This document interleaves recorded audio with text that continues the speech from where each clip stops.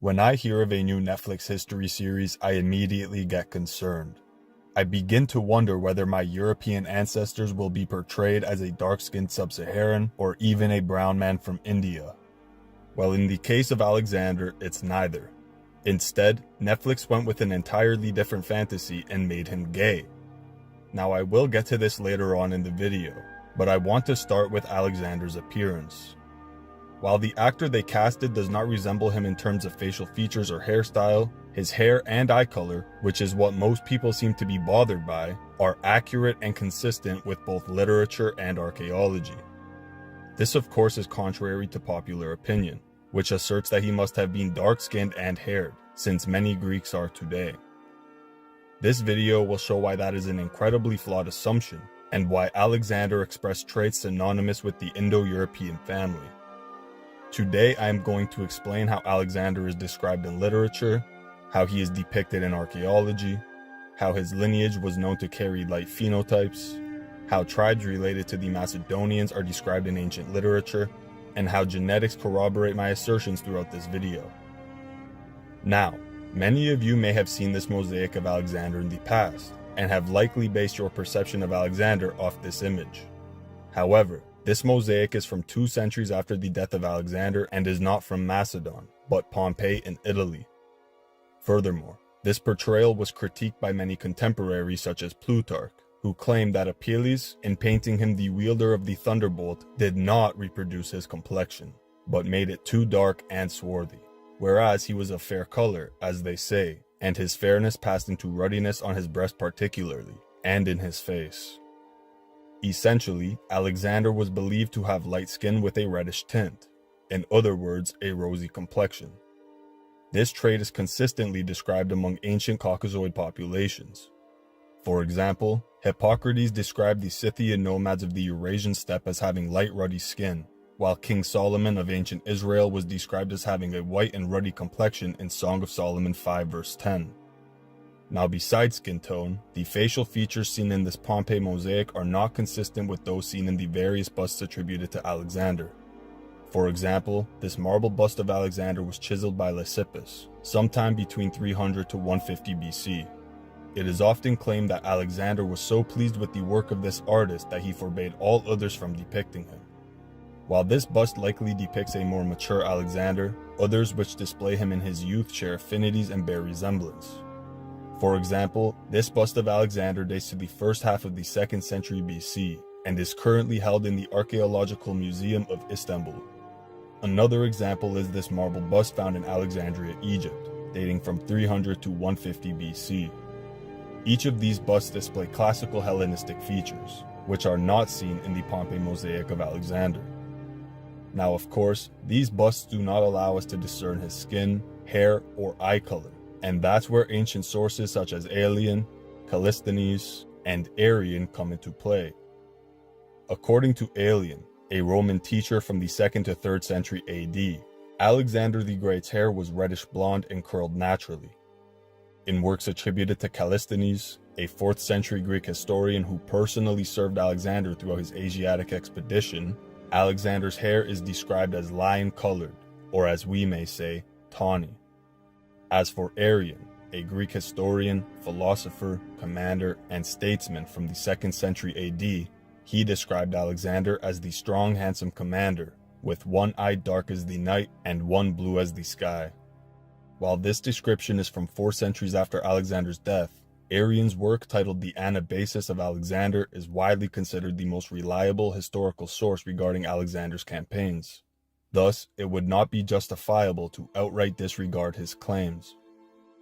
So, considering all the accounts I've gone over, we should expect to see a man with light, rosy skin, red or blonde hair, and at least one blue eye. All of this is in alignment with what we see in ancient Macedonian mosaics contemporary to Alexander's rule. To begin, the lion hunt mosaic from Pella, Macedonia dates to the 4th century BC. As discernible by his Khazia cap, Alexander is to the left-hand side. To the right is a depiction of Alexander's general Craterus. Both of the men are depicted with pale skin and red hair, identical to that of the lion. That said, This stag hunt mosaic from the same site dates to around 300 BC and portrays Alexander's hair in more of a tawny tone. The figure on the right is identified as Alexander due to the upsweep of his centrally parted hair, whereas the man to the left is identified as Hephaestion, primarily due to his double-edged axe, a weapon associated with Hephaestos, after whom Hephaestion was named. In this mosaic, both men are depicted with pale skin and tawny hair. But what I noticed is that the color of their hair is dependent on the animal they're shown hunting. What I extrapolate from this is that Alexander's hair was somewhere between blonde and red, possibly both depending on the season. Nonetheless, there is one more mosaic depicting Alexander, and it's not from Macedonia, but rather Galilee in Israel. This piece is from the ancient Huqoq synagogue and dates to the 5th century AD. To the right is Alexander and the Macedonian cavalry, as well as war elephants which were incorporated into his army after the Battle of Gaugamela. To the left are Judean high priests, who similarly to Alexander are depicted with light skin and reddish-orange hair. While many will outright dismiss this mosaic as an inaccurate, homogenized rendering based on the artist's biases, the depiction of red-haired Judeans is absolutely plausible and in line with the biblical narrative. For one, Genesis 25 verse 25 states that Isaac's firstborn son Esau was covered in red hair. The exact term used to describe Esau's red hair is applied to King David in 1 Samuel 16. This term is admoni, meaning red-haired, and is only used in reference to these two figures. Nonetheless, in Song of Songs 7 verse 5, King Solomon describes his Judahite wife as having curly red hair. Now, it also says she has a head like Carmel, but this is due to a tan, as mentioned in Song of Songs 1 verse 6.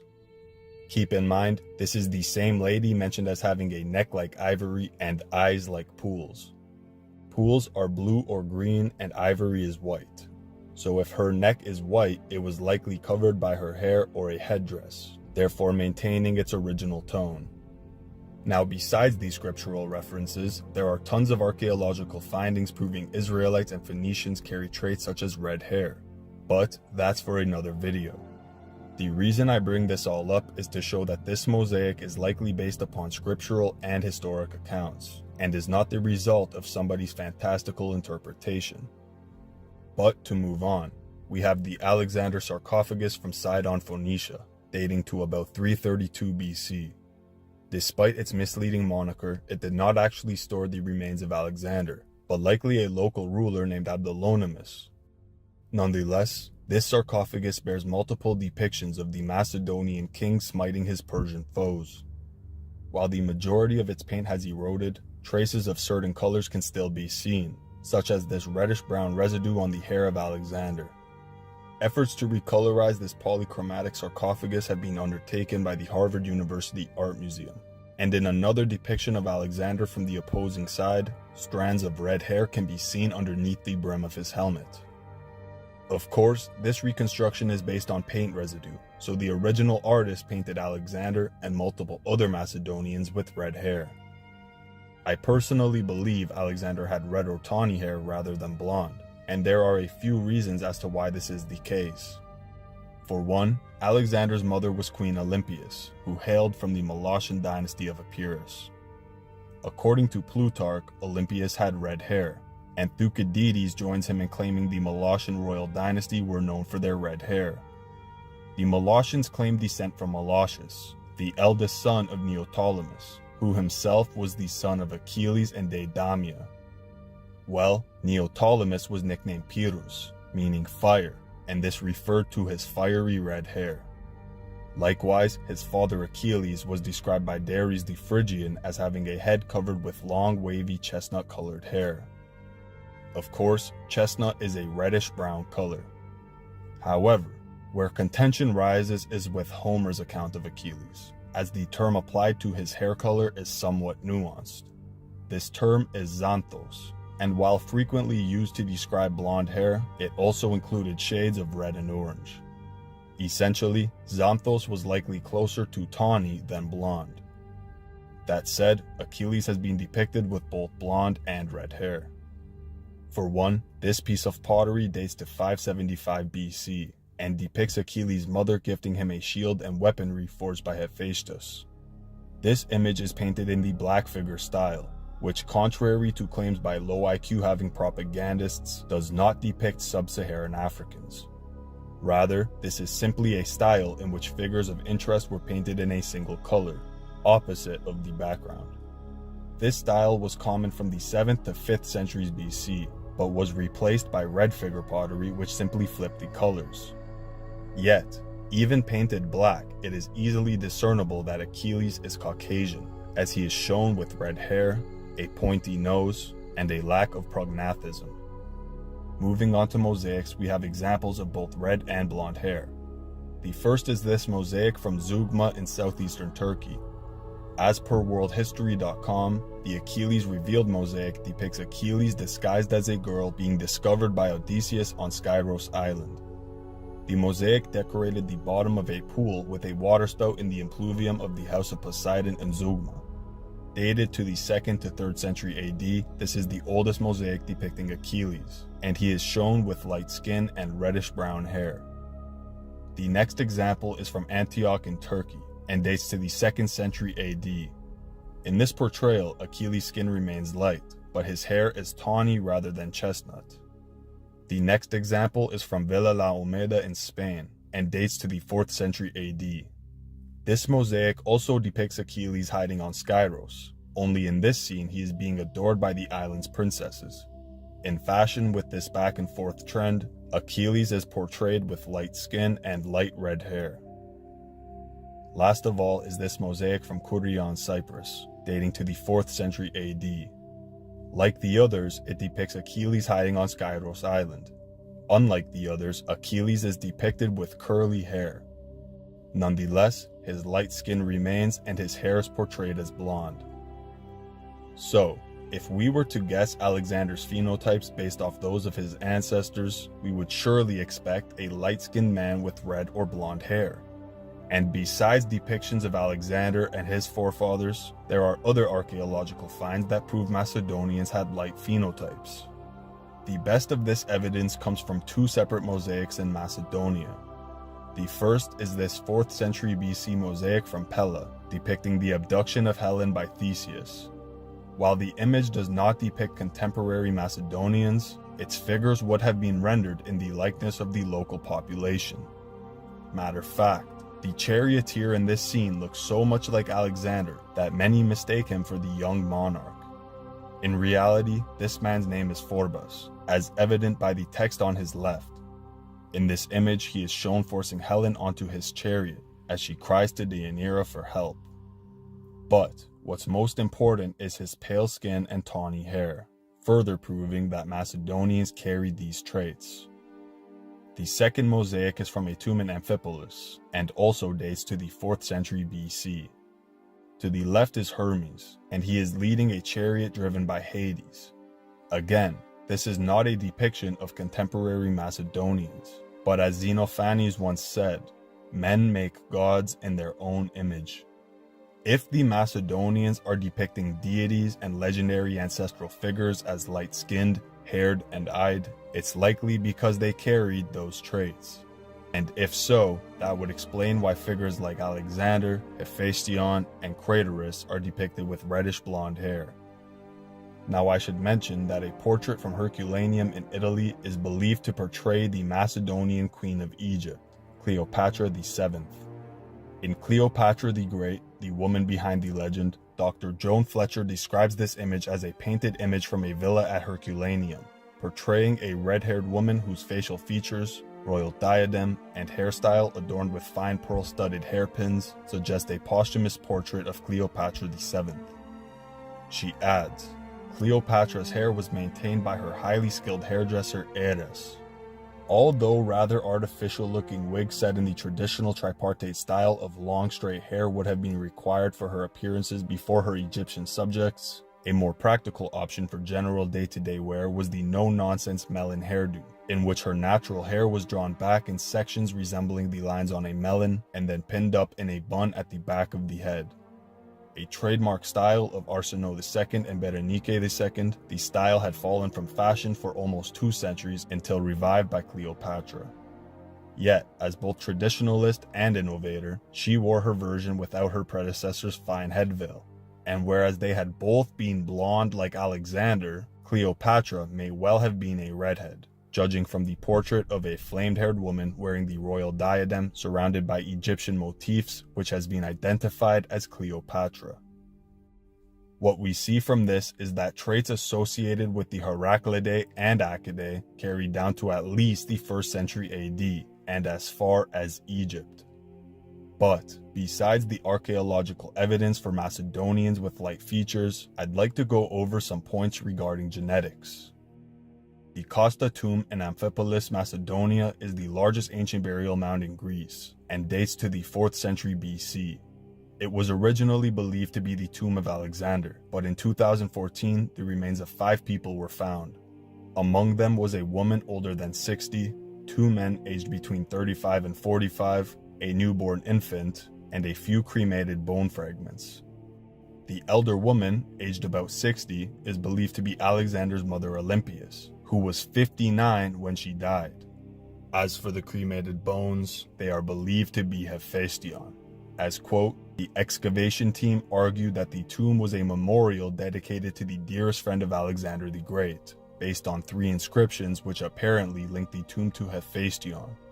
An ancient Greek word meaning received is written in the inscriptions, and next to it the monogram of Hephaestion. But when it comes to the second man, it gets slightly more mysterious. In 2014, Daily Mail released an article titled, "Does the Alexander the Great era tomb belong to the Blue-Eyed King? Remains of general reveal he was of medium height and had red hair." It goes on to explain that one of the bodies within this tomb belonged to an important general, and that his genes indicate he had pale skin and red hair. Now I should mention that the Hades mosaic shown earlier is located in the Kasta tomb. I should also mention that a similar but less intricate version of this image can be found in the tomb of Alexander's father in Vergina.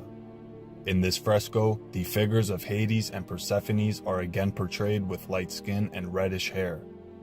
Even further, another grave from the Temenid royal tomb cluster contains a white lekithos, bearing a funerary scene depicting 3 red-haired Macedonian royals. This indicates that Alexander's paternal lineage also carried the trait for red hair, not just his epirote mother Olympias.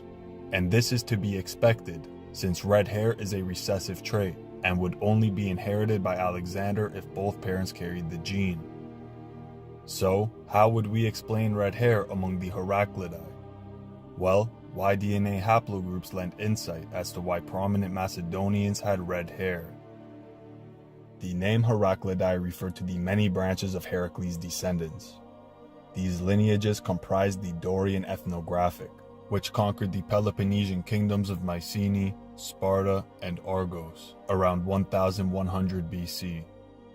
From the Heraclidae rose 2 dynasties in Sparta called the Agiads and Eurypontids, 1 dynasty in Corinth called the Bacchidae, another dynasty in Argos which funneled into the Temenid dynasty, and most notable of all, the Argead dynasty of Macedon, which produced Philip II and his son Alexander the Great.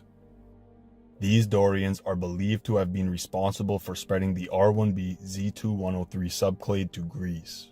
This is important, as prominent figures among the Heraclidae carried red hair, a trait directly correlated to the R1b paternal haplogroup.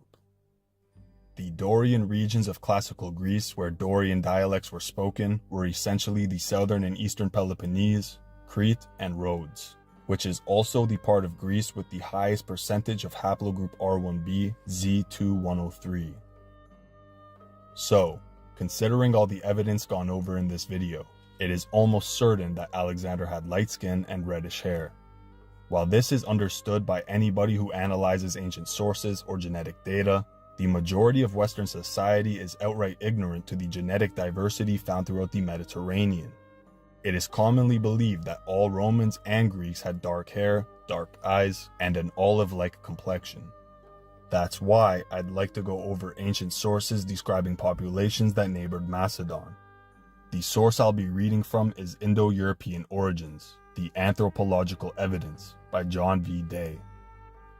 To begin, Illyrian speakers. In the late 2nd century or early 3rd century AD, the physician Galen describes Illyrians and Dalmatians with puras, reddish hair. For Helm, this description points to Illyrians and Dalmatians having become mixed with incoming Celtic speakers. Schrader agrees, declaring that the true Illyrians were small brunettes.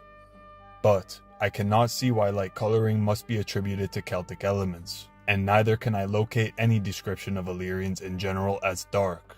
The reverse seems to be largely true. Of the Illyrian emperors in the later Roman Empire, just one, Julian, had melanothrix, black hair, whereas 5 had light coloring. Claudius Gothicus had hypoxanthos, fairish hair, and hypoglaukos, grayish eyes. Constantine I had puros, red hair. Constantine II had epixanthos, fairish hair. Gallus Caesar had flavo, fair hair, though his mother was apparently Roman, and Valentinian I had epixanthon, fairish hair, and chaises, gray-blue eyes. As for Constantius I, he had a rubor, blushing face, and not red hair. In the opinion of Gavrilovich and Swierdecki, the descriptions of these emperors show only that Illyrians varied from fair-haired to dark-haired, but the emphasis is definitely on light hair. Moreover, in the early 3rd century AD, the plagiarizing geographer Solinus declares that Albanians have glauca, blue-gray eyes. One Illyrian writing a will in 3rd century BC Egypt uses glaukos, blue-gray, for his own eyes, and he also calls himself leukokros, fair-skinned, but there seems to be little, if any, other information provided by Illyrians about their coloring. Next, Italic speakers. Much of Roman culture had its origins in classical or Hellenistic Greece, and so Rome cannot challenge Greece in providing anthropologists with abundant source material from myths and traditions about the coloring of heroes and deities. Yet, in comparison with Greece, Rome provides far more information about the physical appearance of great historical figures. This more than compensates for Roman mythology drawbacks. Still, this section does begin with a brief look at traditions about Roman deities. Among the few gods given flavus, fair hair by poets, are Apollo, Mercury, and the effeminate Bacchus, while Romans knew the Greeks' chrysanthemum chrysocome, literally golden hair, as Jupiter's beard. Among the many goddesses given flavus, fair hair, are Amora, Bellona, Italicus, Diana, Minerva, and Venus. Of the few deities who has Caerualius, dark hair, is Pan. But in portraying many deities with fair hair, the Romans simply followed Greek models, as even Gunther admits. As for mythological figures, Caerulius, dark hair, is given to Cyan and Tisiphone, and Niger, black hair, is given to Ausone and Leda. Among the mythological figures who have flavus, fair hair, are Ariadne, Atalanta, Europa, Galanthus, Ianthe, Romulus, and Remus. Again, many Roman mythological figures have light hair from Greek models being copied, and not because Romans created them in their own likeness.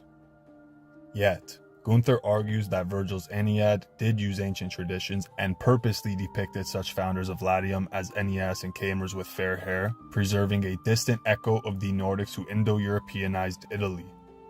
Actually, Virgil never calls Aeneas fair-haired, but he does liken his beauty to silver or marble set in yellow gold, an image, as Ogle points out, borrowed from Homer's description of Odysseus.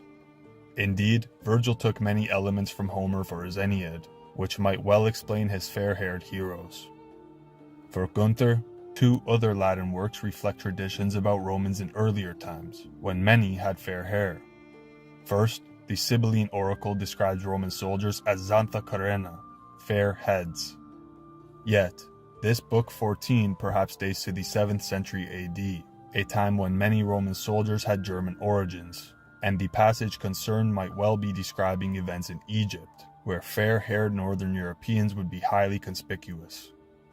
Second, in a nostalgic poem about the Second Punic War of 218 to 201 BC, written in the late 1st century AD, Silius Italicus acclaims Roman soldiers who are so young that their cheeks have no fleva lanugo, fair down. Elsewhere, he describes youths who are flaventiac, fair of face. As Spaltenstein remarks, however, these fair-bearded young Romans take after a few fair-bearded heroes described by Virgil and Ovid, and, being mythical, they disclose less about real-life Romans than borrowed ideas of Greek heroes. Some place great stock in Roman personal names as indicators of Roman appearance, but these tell us only that pigmentation varied. Of the cognomina, many referred originally to dark, ater, fuscus, niger, or light, caeruleus, candidus, flavus, ruber, rufus, skin, hair, or eyes, although most cognomina were inherited regardless of appearance, as with names originally signifying caesius, gray-blue eyes. Some also originally indicated coloring, and over 200 important Romans inherited the family name of Flavius, fair-haired, even though such family names, like cognomina, cannot reveal which hair and eye colors were most common. Calling a child fair-haired, say, might mean that fair hair is distinctive, and therefore scarce. More useful evidence comes in the descriptions of Roman historical figures. One sample of aristocrats is offered by the descriptions of two great figures from the Republic, Cato the Elder and Sulla, and the earliest 19 emperors from Caesar up to Commodus, who provides a useful break at the end of the age of the Antonines in 192. Among these earliest 19 emperors, Gaius, known as Caligula, Otho, Titus, Nerva, Trajan, and Marcus Aurelius have no reports about their hair color before graying, or their eye color.